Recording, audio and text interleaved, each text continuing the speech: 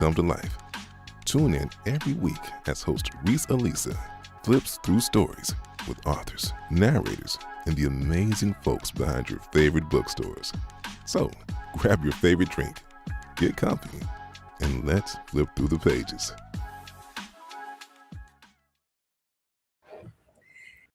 Hello, everyone. Welcome to Covers and Pages Podcast. My name is Reese Elisa, and Covers and Pages Podcast is all about celebrating authors, narrators, bookstore owners, and book influencers who continue to empower this amazing book space. So, I have well, first of all, let me make a little church announcement. I forgot about that. I gotta make a quick little church announcement. I want to let everyone know that Covers and Pages podcast is going to get rebranded. We are officially retiring Covers and Pages, and we are moving over to Conversations with Reese Elisa. It'll be the same vibes, book talk. We just expanding the brand just a little bit. Now, that being said, I have an amazing person on the line with me right now. I'm super, super, super excited. Um, y'all read her books. We was talking offline. I was like, girl, you look a crazy child, okay? She just started laughing. Like, girl, what is funny? Okay, what is funny? But anywho, let me read her bio and we're going to jump into the conversation. Linette King is the author of over 150 jaw dropping, pearl clutching, suspenseful, and psychological thrillers.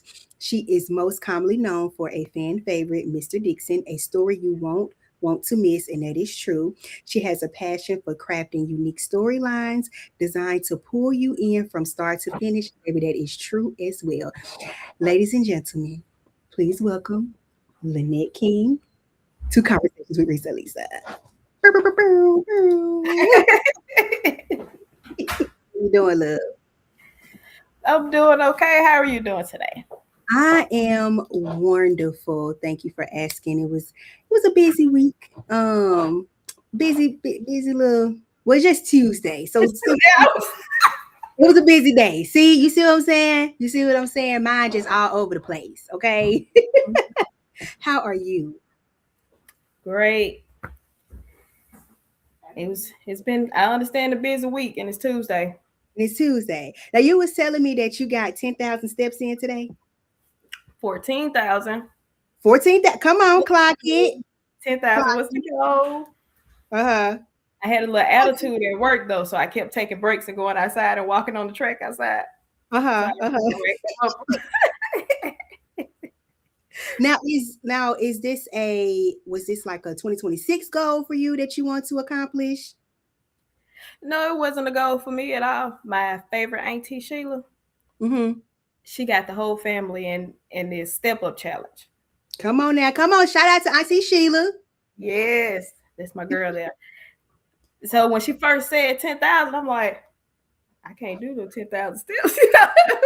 I was like, I can't beat you. I can't beat Mario. When she first brought it to me, I can't do it. But since I've been trying, I do it some days. I love that. But you'll be surprised, how many steps we get in during the day, and we don't even know it. Mm-hmm.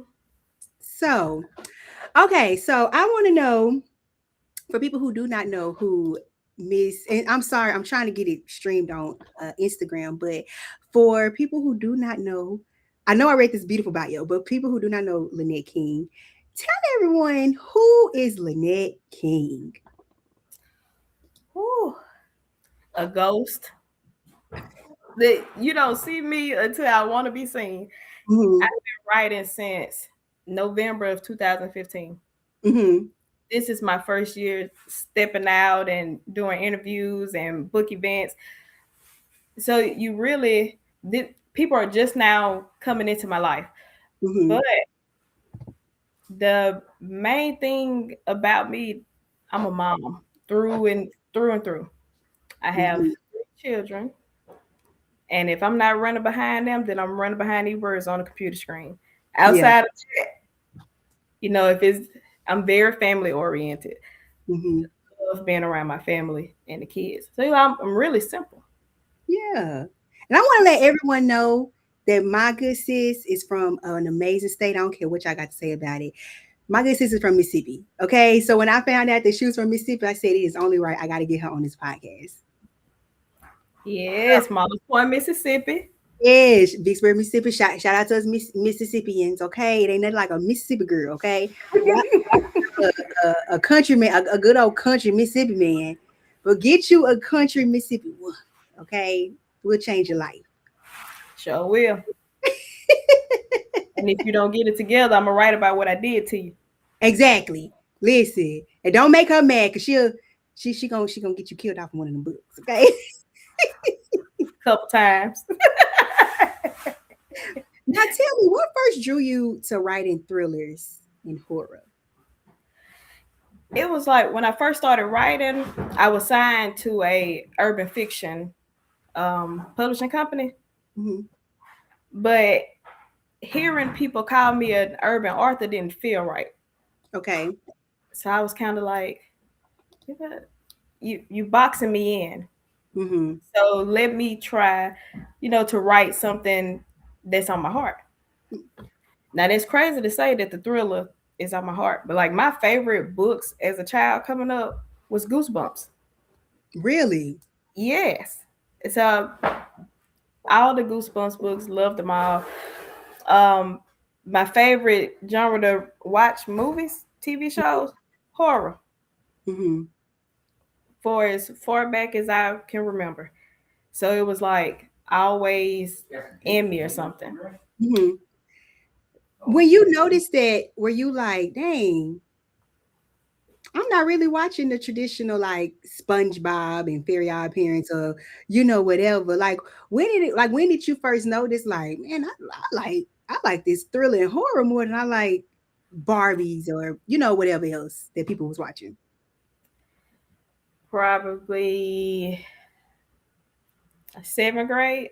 Mm-hmm. Because my favorite movie was The Exorcist, the one that was on VHS. Come on, that VHS.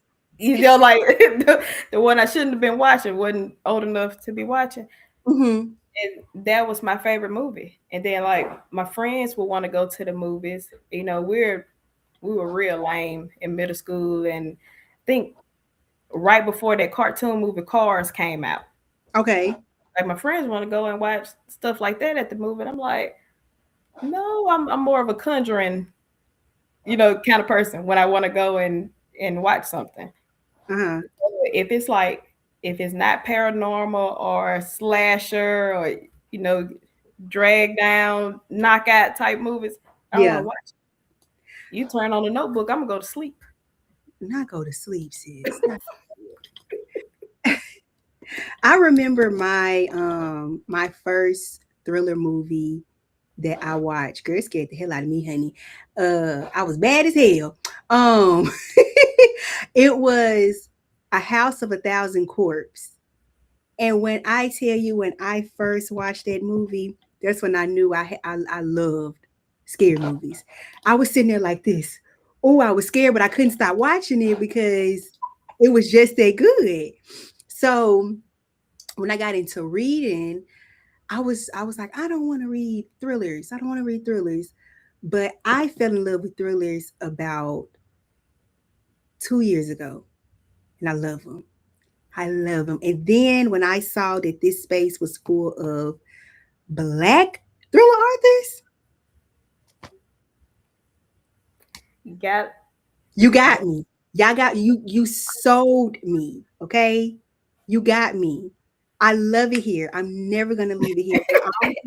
I have said this to Tony LaRue. I have said this to Kaylin Hunt, Octavia Grant, J.R. Mason. I said this to Brandon Massey. To see what this space has grown to, what the genre thriller, horror, suspense, to see that now it's filled with Black people. And then y'all telling some good ass stories at that. That's the thing. Y'all are telling some good stories. So I'm like, yeah, I want to stay here. I want to stay here. I love it. So I'm giving you your flowers. I usually give the flowers at the end of the show, but I'm giving you. You're gonna give them now. Yes, I have to. I have to. So, okay, so answer this question. Were there any barriers you face as a Black woman entering in a genre that's often dominated by others? It was more of a mental thing for me.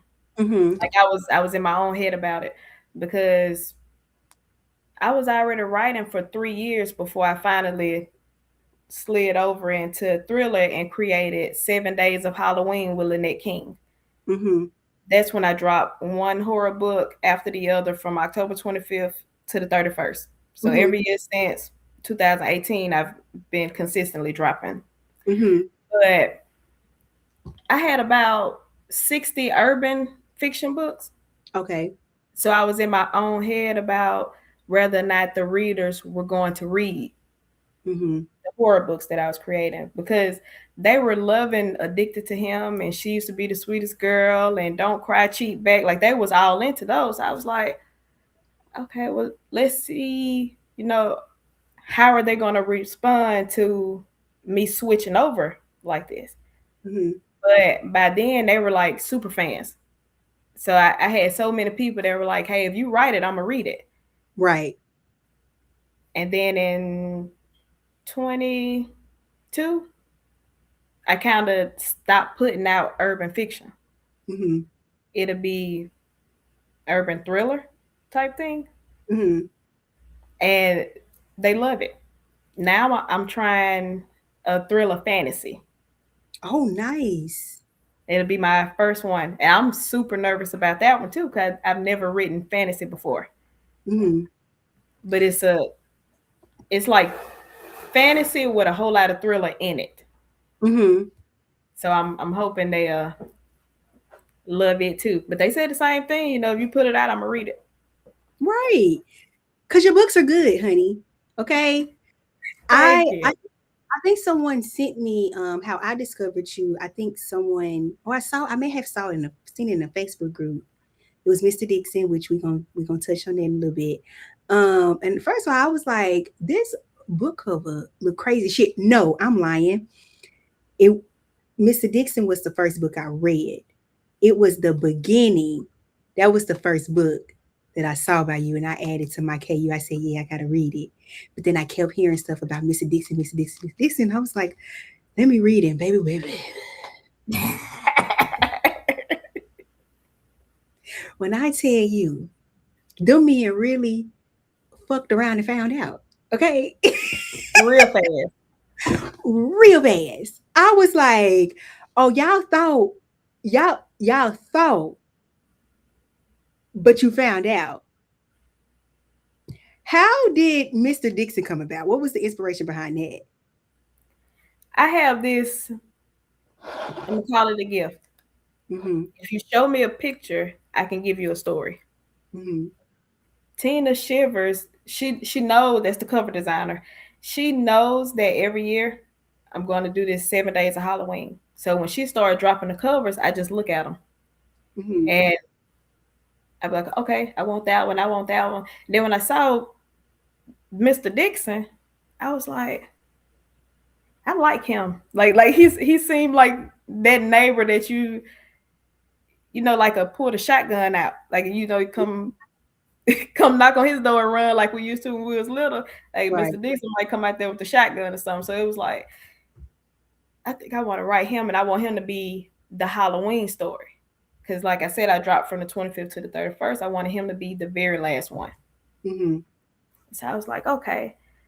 But then Amazon held it for so long that it didn't release until November. Mm-hmm. But once I looked at it, I was like, I don't really know what, I'm gonna do with Mr. Dixon, but I knew his name right away. Okay. Like time I looked at him, I told her what I wanted his name to be. And Mm-hmm. she fixed it on the cover. And by the time it came out, I had to move on to another book. Like mentally, I was working on something else. So when it blew up the way that it did, I was shocked myself. Girl, listen. Is that the book that you are most like Because I know it's in your bio, but is that like the number one book that people mention to you? Like, I read Mr. Dixon, Mr. Dixon. Mm-hmm. And I created Tanisha Stewart for that. Shout out to Tanisha Stewart. That is my girl. I love me some And Tanisha. too. Now she batshit crazy too. She is. Oh God, she is very crazy. Woo. The Red Series. Yes. Tanisha. She a little throwed out too, but in a good way. But you know what? She's such a sweetheart. Yeah, she's so nice. I love her. I love all of them. But it's so funny because when I DM y'all, I'm like, oh, I read this book. I'm like, man, what be wrong with y'all? Y'all just laugh. I'm like, what's funny? Why is this comical to you all? Because it's not us. We didn't do it. They did it. We just wrote it. Baby, I'm just like, who in the book come up with this type of stuff? Like, please like, what did you go through as a child? Please don't ever let me make y'all upset. I'm gonna stay on y'all's good side, okay? It's like the kid in school, you wanna stay close to him, you know what I mean? Just in case anything happen. If you follow me, I don't want to say too much on YouTube, but yeah. They're gonna shut you down. Shut me down, sis. They're gonna shut me down. So okay, so answer this question. How do you approach balancing fear and realism in your stories? I actually don't write intentionally. Mm-hmm. So when I'm writing a story, all of my books are freestyled. I don't sit down and map it out and say, okay, this was going to happen in chapter 1, chapter 2. I don't write like that because by halfway through chapter 1, the story going to change in my head. So I literally just write it as it's flowing to me. Mm-hmm. So it's not that I'm trying to balance fear or any other aspect. I just write it as it comes. Mm. And then it's not scary to me. Mm-hmm. I don't realize it's scary until someone else read it and then they inbox me like, you kept me up all night. I slept with the lights on. Like, like. I sure did. And I just be like, I'm sorry, it wasn't scary to me. Let's go to let's talk about the beginning real quick. Did you put everything that you wrote inside of the book, or were there some scenes that you left out that just didn't make the book, excuse me? I took some scenes out because some of them was a little too gory. Okay. So I was like, let me delete this scene, Kyle. I probably shouldn't have killed that kid like that, so I take that out, that hurt my heart. When I'm writing it, you can feel the little lump in your throat and stuff. And I'm like, okay. When I go back and read it, okay, well, let me let the kids survive this and we kill everybody else. I have a soft spot for the kids, so I do take things out. Mm-hmm. Do you find that your characters come from parts of yourself, or do they take on a life of their own? Both. Mm-hmm. Tell me why. When I'm reading, for example, I revamped an old book I wrote. It was the Valentine's Day collection. And it's 4 or 5 stories in it. I revamped it. So I'm going through it, just to make sure it's good. I'm about to change the covers up. So I'm reading it, make sure I can still market it. And because I wrote it a long time ago. And I was reading it and I was like, oh, I put a lot of my actual feelings growing up in the story. Like the very first story, when the character is speaking about a disconnect from the people, like the people around you love you, but there's still sometimes a disconnect there. And I wrote about it and I was like, oh wow, like I was so raw in it. And it brought back memories. So in that situation, there was a lot of me in it. Then it's a lot of the urban stories, or if you read with female main character, it's a lot of my traits in the character. Mm-hmm. Even if it's simple, like the way that character cleans is it's like a piece of me. But about halfway through the story, they start doing their own thing. Cause I don't kill people in real life. I mean, I keep acid in my bathroom in real life, but I don't actually use it on the person, you know. Do characters just speak to you like in the middle of the night? Like, have you ever was just like sleep and a character just spoke to you and you was like, okay, I gotta grab my phone or my laptop and start writing? Yes, but it's not like they're telling me what to say. It's like it's playing. Like I can see it happening. Like I'm them when I'm Mm-hmm. asleep. So if I'm asleep and I'm having a dream and it's psychotic, it's like I can see from that character's perspective. So then when I get up, I have to go ahead and write it before I lose it. Mm-hmm. That's how I can, like when you read in my books, I'm descriptive in kills and stuff because I can see it. Mm-hmm. So it's not like they're telling me what to say, it's like they're showing me. And then I Mm-hmm. just write it out. What's your favorite part of writing a thriller? Do you like the twist, the build up? What's your favorite part? Because I'm very curious. The torture. The t- Anytime I can kill somebody. Characters or the tortures of your readers. I need for you to be very specific because I feel like it's the readers. It's a little bit of both. You know, when I'm killing somebody in the book, somebody probably pissed me off in real life. So Mm-hmm. that's like my outlet. Now, for the readers, if I'm not gonna lie, if too many people start rushing me for a certain book, I'm gonna kill somebody you like on purpose Mm-hmm. because you keep rushing me. They probably wasn't even gonna die, but I need part two, I need part three, and part one just came out 15 minutes ago. So now I'm finna kill whoever you like. And I'm gonna ask you first, well, who was yours? I'm gonna ask you questions. So I know I go kill the right person. And that's to torture the reader. The reader. What y'all gotta do is like this? Like, what we done to y'all? Oh, spoiler reviews. Oh, I don't like that. Mm-mm. Oh, I don't like it. I don't like it. I don't like it. I just be like, God darn it, because someone almost spoiled Mr. Dixon for me on Goodreads. And I'm so glad I didn't. I stopped. I was like, nope. Let me keep on. Let me keep on going. But see, me, I don't really read.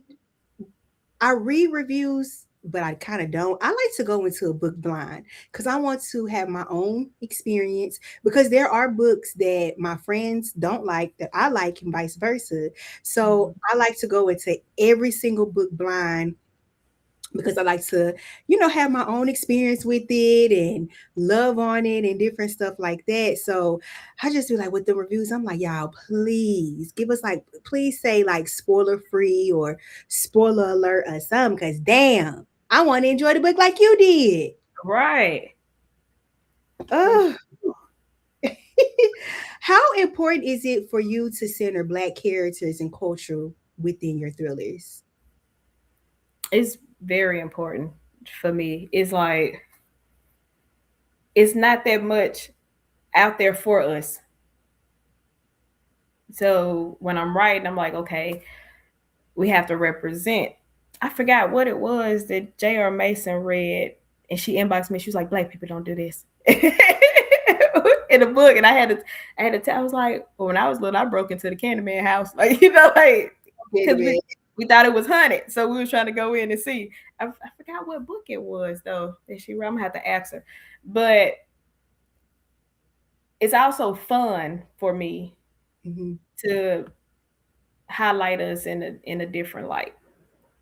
Or like even I have some books with white people, and then I might throw like one Black person in there to try to steer them the right way, even though they never listen. Mm-hmm. So I still try to put us in there, whether it is white characters that are all about to get slaughtered. I put the Black person in there, so they can, hey, you probably shouldn't go back there. that type of deal, if it makes sense. But I love writing about us. So out of, because you have 150 books and counting in your catalog, out of all 150 books in your catalog, what's one book that just stays with you the most? Addicted to Him. Tell me why. It was the very first book I ever wrote. Mm-hmm. And it was so hard for me to let go of those characters. I Mm-hmm. didn't understand that pull from it. It's like I was really attached to them. Mm-hmm. So it was, I released it November of 2015.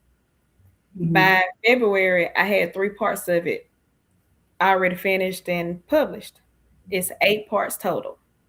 It's not about anyone in my life or anything like that. I'm not sure if I couldn't let go because it was my first one, or what it was with me and Tamia and Rashad and everything they had going on. But I even wrote a spinoff, Mm-hmm. and that one is called She Ain't You. Mm-hmm. And then one of the characters from the Addicted to Him series appeared in one of my thriller books because she was psychotic. She was killing people and addicted to him. Like her first kill was her daddy when she was like 7. And she appeared in ward number 13 Mm-hmm. as one of the psych patients. So like I still reach back and pull them out. And I'm gonna give her own story too, but it'll be a thriller thing. But yeah, I still, what's this, almost 11 years later, Mm-hmm. and I still haven't fully let go of those characters. Mm-hmm. Everybody else, I forget. Time I move on to the next book. Okay, so everyone that's listening, I hope y'all added that book to your TBR. Okay, so you can go and read it and y'all slide in her inbox. Okay. Oh, some stuff happened in that book. Mm-hmm. They definitely should read that. Mm-hmm. I'm definitely gonna check it out. Um, what stereotypes or misconception about Black horrors do you hope to change? Hmm. I don't really think about it when I'm writing. Mm-hmm. I just see a cover and I'd be like, "Oh, I like that cover. I can kill a lot of people." And I hit 10 up, hey, I want that one. And she sent it to me. I write it, and then I just move on to the next one. Um, hey y'all, hey Refined Ratchet. I know for me, you know, watching horror movies, uh, they always killed off the black people first, right? Always. Baby, in these good old black thrillers, baby, we not killed off first. We actually be the ones to survive. We do, we do. And I think that's one misconception that I hope, to change is within books and in horror and thriller films. Stop killing us off first. Because first of all, if you listen to us, we know how to survive. Okay. One thing we're gonna do is survive. We gonna survive. Ain't no crawling on no ground. Ain't no hello. Who's that? We doing that. Mm-mm. At First all. sound, the first sound we hear, we gone. With the quickness. We go. So for me, that's one uh stereotype that I hope to change, but I feel like we have gotten there with Mr. Jordan Peele and in his films, Get Out and Up and Us. It ain't Mm. us that's getting on up out of here. It's our counterparts. So um but I love that. Your book covers, your writing, it's good. And I love the fact that your books, the chapters are short, so they're so easy to digest. Because one thing about me in a thriller, baby, if them chapters are short, chef's kiss. I'm down. Cause I'm like, yes, I like this. I don't need 15, 20 pages. Like, why is it this? It say page 58 and I'm still in chapter 1. Oh, the way I close that book. I have a really short attention span. That's probably why it works for other people. Oh my That's how goodness. I write. Like, What's What's the last scary movie you watched?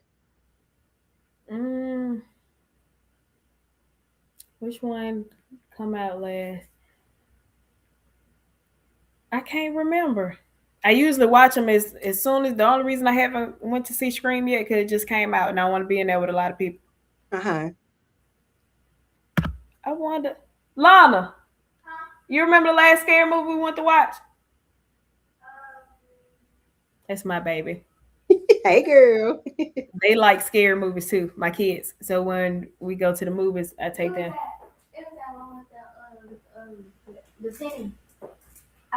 That's not scary. She talking about Final Destination with the penny. They did promote it like it was scary.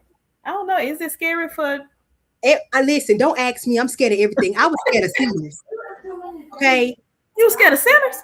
I ain't gonna lie, I was scared of sinners. That movie scared the hell out of me. This was me. Tell me what opened my eye. Don't ask me. Final Destination, that's another one. Final Destination is the reason why I don't drive behind a log truck. I don't get on a roller coaster.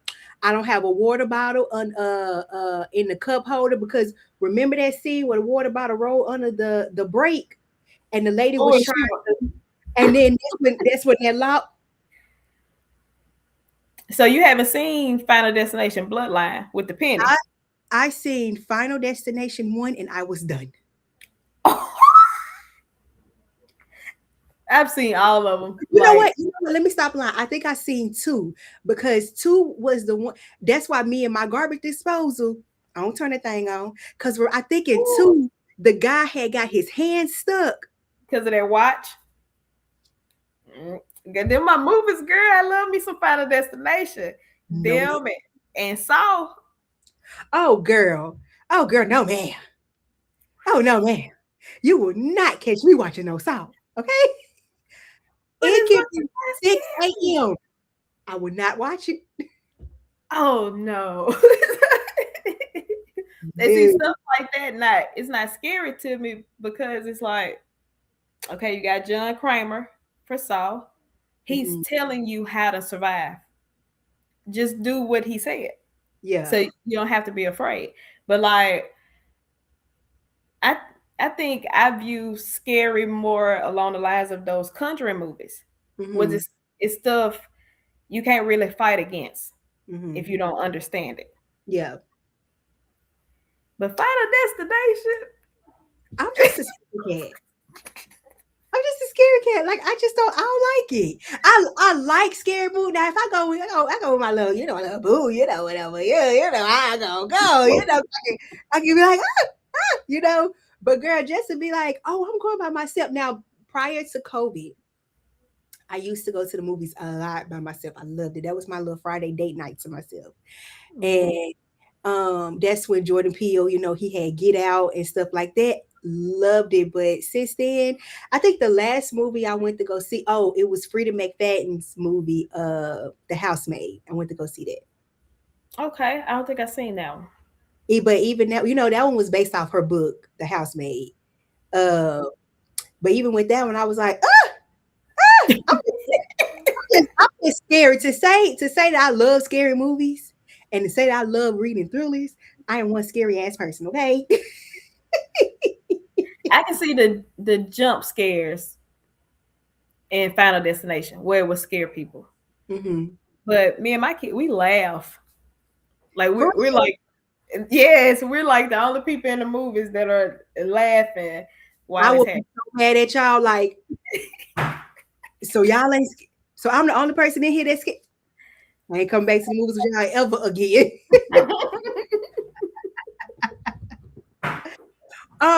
Okay, tell me which of your characters would you never want to meet in real life and why?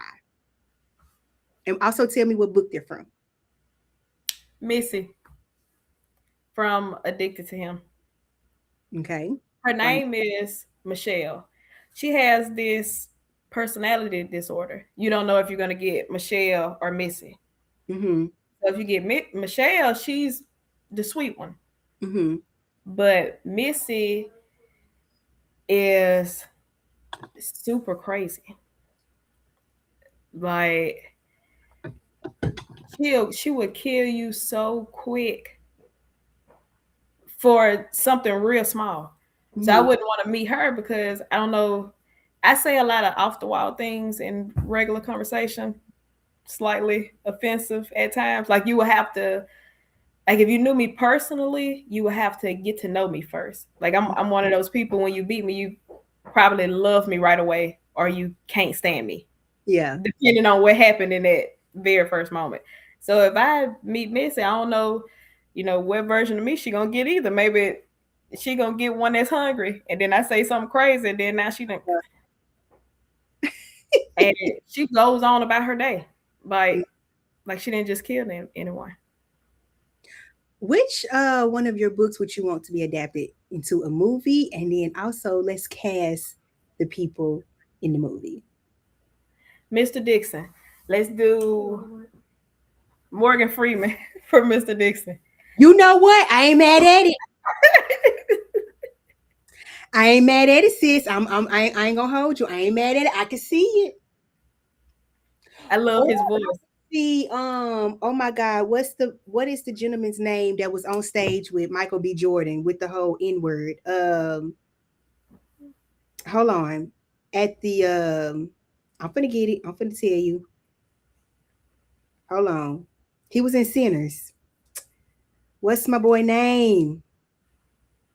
Come on, Reese. Think. Hold on. I'm looking for it. Hold on. I'm gonna get his name, but this is him. Can you see him? Yeah, I don't know his name. Hold on. His last name is Leto.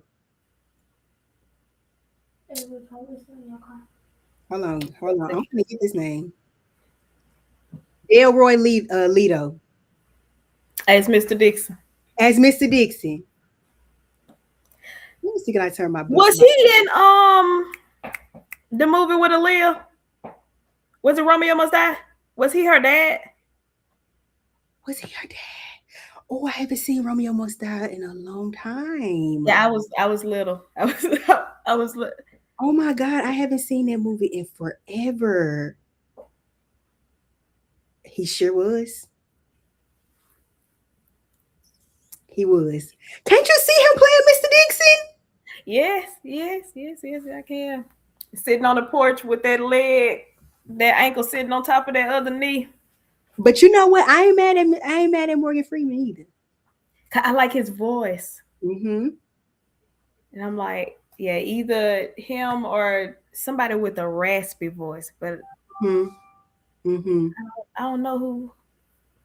I can't think of anyone right off with a raspy voice that I would like to do it. Yeah.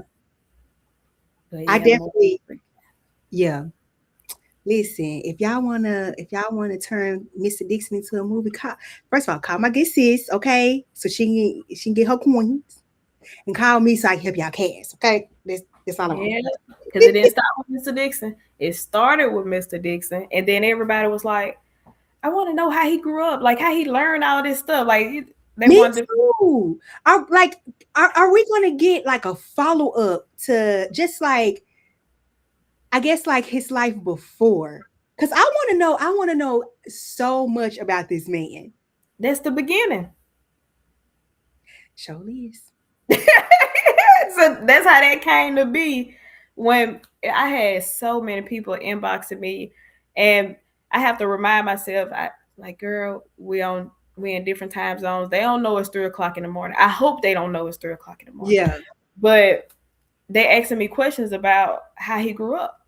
Mm-hmm. So after about the 10th or 11th person, I was like, okay, I hit Tina Shivers up. I was like, hey, I want you to do me a cover, another Mr. Dixon cover, but I need a younger him. I'm going to call it The Beginning. Keep that house in the back of it. And so she did. And girl, I read that book and ain't put two and two together. Now I'm about to go back and read both books. Because I'm that reader. I'm a reader that, I don't know, it's just something about reading a book twice, because I feel like I miss like the little Easter eggs that were thrown in there. And when I go back and read it the second time, I'm just like, I missed this. And then now I gotta annotate it. And see, I just became an annotated girly or whatever on my like physical books and my iPad and stuff or my Kindle. And I'm just like, I love this because when I have conversations or if I meet the author, I can go pull up my notes. Now listen, in chapter 6, okay, page 2, why did you put this in here? Tell me right now. But you do know I turned Mr. Dixon into a Dixie verse. Really? So the first book is Mr. Dixon.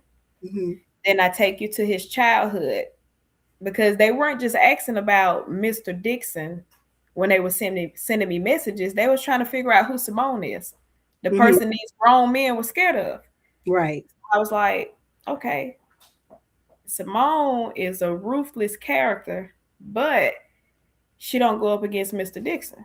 So I need to write a story showing how they met. So first I wrote the beginning. So you got Mr. Dixon, then the beginning. And in the beginning you meet Sheila. That's Simone's mom. So then I wrote Ruthless, and that's Simone's story. And then it's still Ruthless. Then I wrote The Dreamer, which is her mom's story. Because then they were like, well, tell me more about Sheila so I can understand her gift because she's able to, right, like she did in Mr. Dixon, not Mr. Dixon, the beginning, when she was entering his mind to help him. That was her mama. So I had to give her her own book. And then when people were reading, they was like, it's all coming together now. Like, how did you do that? Baby, I don't know. It was like it was coming to me while I was writing, and then I pull stuff that I remember seeing. I'm gonna tell you about a typo that I corrected. So in Mr. Dixon, her name is Simone Griffin. I forgot. And I didn't go look at the notes because I thought I had the name right. So in the beginning, he met Sheila Fields, which is Simone's mom. Right. So when I'm writing Ruthless and Still Ruthless, I'm calling her Sheila Griffin. But keep in mind, I wrote the beginning first. Right. Now, it's already published. So I'm like, oh, crap. So when I read them, I was like, oh, I didn't realize I did that.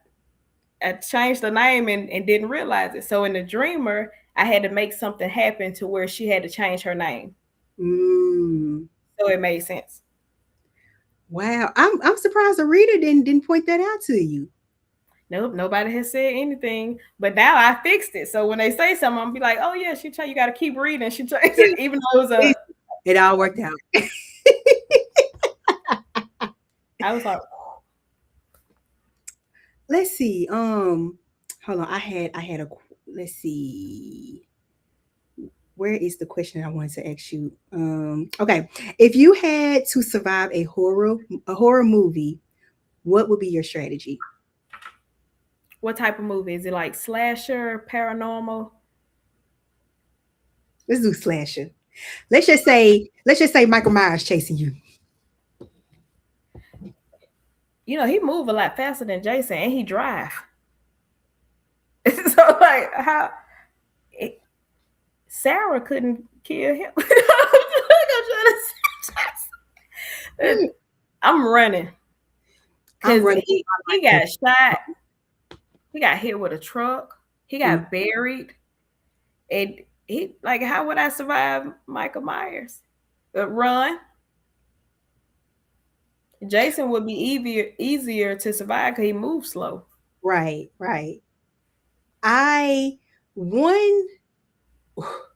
One character that I'm just not gonna play with is Big Creep. Okay, Jeepers Creepers. But you know what? No, because Jeepers Creepers was a mind your business kind of killer. But he sensed fear. That's the thing.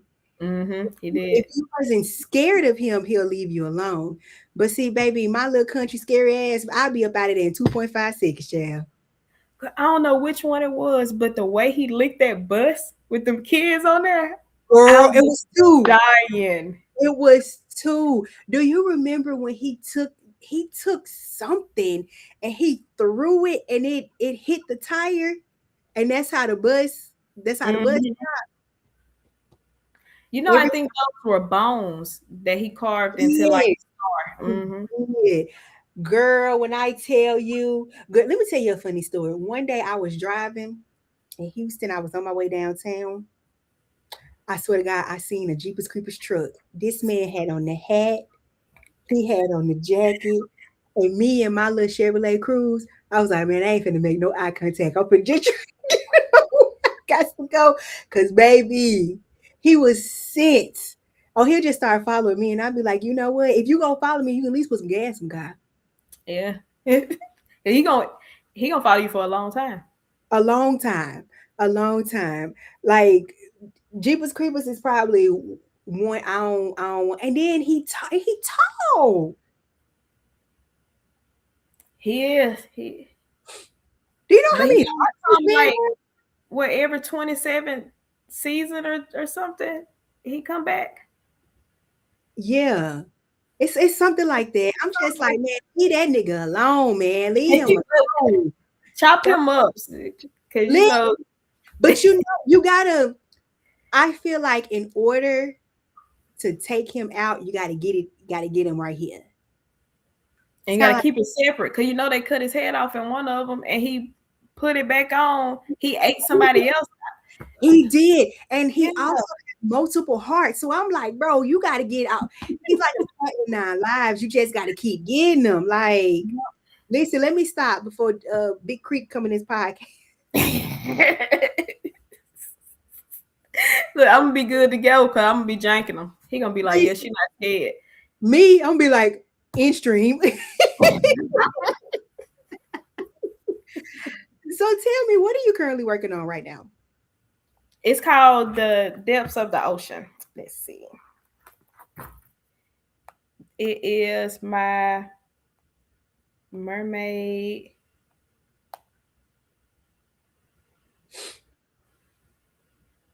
Oh, nice. You see the dead body, girl? I do. That's the thriller fantasy that you're working on? Yes. I was like, oh, this is so cool. I never killed anyone with a catfish before. You know, like that was so fun. Do you have a release date? Not yet. I'm still working on it. This is the hardest book I've ever had to write. Mm-hmm. Because I have to build a world that I've never seen. And so, you know, like usually when we're writing and we're describing the way the house is, the way they live in, it's simple. Tables, chairs.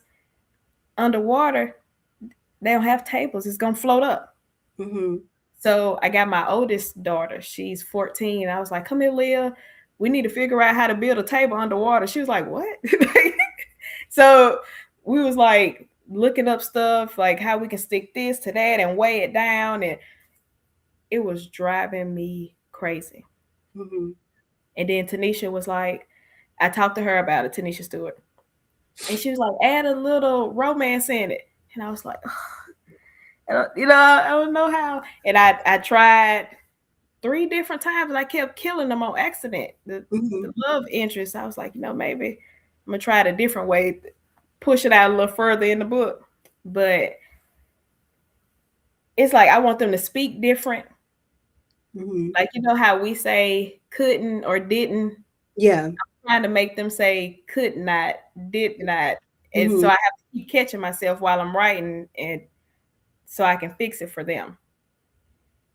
But it has all the thriller elements of my other. It's psychological. Okay. You have betrayal. You have someone getting kidnapped. We have torture, random kills. I think this is my first time overthrowing the government because I got a kingdom with hierarchy in place. So, you know, like we got a council. I had to build all this stuff just to tear it down. I think that's the coolest thing about being an author. The fact that y'all can build this fictional universe and make it whatever you want. I love that because I love living in those fictional universe, right? I'm like, I'm over here with Mr. Dixon sitting on his porch eating a bag of hot Cheetos, okay? I love it. So I think that it's just, I think, what do I want to be Arthur? I don't even know. Right now, it's a maybe. But that's one thing I admire about Arthur is the fact that y'all can build this beautiful universe. And as a reader, we can live in it, you Mhm. know, cuss y'all out. Like, why you had to kill off such and such, in such and such land. I don't like that. But I feel like y'all get y'all's motivation of us cussing y'all out in a respectful way. Mhm. I love it. And Linette, I just keep doing your thing. You are an amazing thriller writer. You are doing exactly what needs to be done. You are walking in your Thank purpose. you. I gave you your flowers at the beginning. I'm gonna give you your flowers right now. Uh, you got listen. You stuck with me for life, honey. Especially by you being from Mississippi. Okay, I'm going to when I found a Mississippi Arthur. I'm like, yep, we stuck together. Mhm. And again, if you a black woman writing thriller and just the shit is awesome. Keep doing your thing, sis. Please keep doing it. People like me enjoy it. There are millions of readers that are going to tap into your catalog, and I'm so excited to see the path that God is going to take you on. I'm just so happy for you. Yes, yes, yes. Thank you. You're more than welcome. Okay, so let's talk about the book events you are going to be at in 2026. First up, we have the Black Girls Who Read Summit in Dallas, Mhm. April 3rd through the 5th. So that's the next one. And then since this is my first year doing it, I was like, I'm not doing a lot. Like I need to figure out how it's going to go first before I Yeah, just yeah. dive Mhm. in. Yeah, because after I booked the Black Girls Who Read Some, I started getting a lot of people sending me emails to invite me. Well, I'm gonna have to tell you a funny one about one, but Okay. and then License to Thrill. Whew, I cannot wait for the License to Thrill. Can If you you imagine? if you all have not gotten your license to thrill ticket, it is happening October 23rd, October 24th in Nashville, Tennessee. Linette is one of the feature authors. I am the host of License to Thrill, so you will see both of us, okay? It's going to be an amazing time. Get your tickets. If you are a thriller lover, this is a thriller nerdy fest, okay? This is our Disneyland for thriller lovers, okay? Get your ticket. It's going to be an amazing time. Shout out to Kenya Mouse Dime, Tony LaRue, Tanisha Stewart. Who am I missing? Kiera and James. Shout out to those amazing authors, amazing ladies for putting on this event. It's going to be an amazing time. Yes, it is. I cannot wait. Like I cannot. I am through the roof. Like with other events, I'm like, what book do I take? But with that one, Just bring all 150 books. just everything, and then new stuff. Now we'll have a this year 2026 7 days of Halloween book Okay. box will be sold exclusively at that event. So they won't be able to get this book box anywhere else. They have to come to the event, and I'm probably just gonna bring 10. So Or, well, really, that she gonna have 9 left because I'm buying one. Okay. so they better get these tickets Yes, get your and ticket. get there so they can get this 2026 7 days of Halloween book box. Yes, I am so excited. Before we wrap, give your social medias as well as your Instagram as well. Okay, let me see. I think I'll my mind terrible. I try to keep everything the The same. same. Facebook is Linette King. And y'all can inbox me. Try not to do it in the middle of the night because I'm a light sleeper. Even the vibration wake me up. But I love talking to people about the books. So always feel free to inbox me as long as you're being respectful. Yes, please be respectful. And then did you hear my daughter? Uh-uh. Say it again, Lana. If not, she's gonna kill you in a book. Did you hear? Listen. That's why I'm like, girl, let me stay on your mama good side, because baby, I don't want Reese to be up there and Reese ain't got no feet, okay? So Instagram is I am_Linette King. Snapchat is the same. I am Linette King, and then TikTok. How do I find my? I had like a I am_Linette King as well. Love it. Well, is there anything else you want to add to this podcast before we check out? This was so fun. Yes, I definitely will bring you back closer to License to Thrill. Yes, your energy. Love thank it. you. Thank you. I was if it's a Mississippi thing. It probably is. But we here. Mm-hmm. We here. I was like, when I sent you that email, I was like, oh, I'm gonna hope my girl get back to me. But when you respond back, I was like, yeah. So I was looking forward to this conversation. So thank you for coming on my platform. It was a pleasure getting to know you. Oh, one more question. So for someone that is new to your catalog, what book would you recommend for them to start with? Someone new. I would think if they found me now, they're a thriller reader. Mr. Dixon.